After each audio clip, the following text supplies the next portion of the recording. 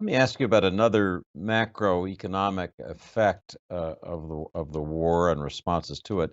Your colleague, Madam Georgieva, the head of the IMF, warned on Sunday that because Russia can't access its non-ruble uh, economic central bank assets, default on Russia's debt, and in her words, is no longer improbable.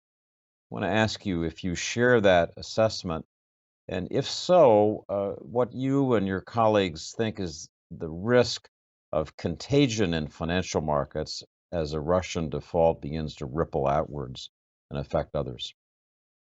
Um, David, this is a challenging question because today markets are moving, and so I don't have the current hour by hour information on that. I'll speak more generally. I'm very concerned about Russia and the people of Russia.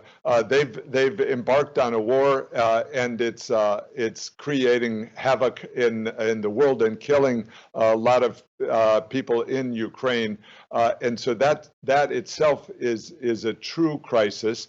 And as far as their economy, it's being subjected to intense sanctions. There hasn't been a G20 central bank. The group of 20 is the major economies of the world. And while sanctions have been applied to smaller economies, such as Iran, they haven't been applied to a G20 central bank. Yet now they have by the U.S. and Europe vis-a-vis the Russian central bank, and so the consequences are far-reaching. They're severe for Russia as a nation, and they're extending to the people of Russia through as a direct result of the devaluation of the ruble.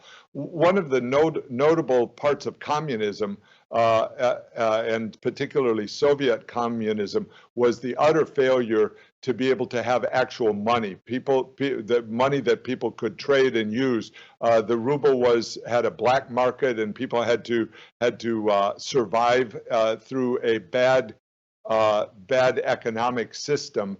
And so for many Russians, this devaluation that they're going through now brings back the memories of the communist system. To broaden that point, China used to have that system up through Tiananmen Square. There was a black market in the Chinese currency. After Tiananmen Square, they stabilized the currency, and their growth has been much stronger, and the per capita income growth has been much stronger than any that the Soviet system had generated. And that leads to our current situation where China's per capita income is above Russia's, even though Russia has these giant natural resources, has had a relationship with Europe, and yet China has gone beyond it. And that has attribute to the lower inflation rate, the ability to exchange money. And Russia has lost that almost overnight because of the sanctions. That will have a devastating impact. I don't know what they'll do with their bond.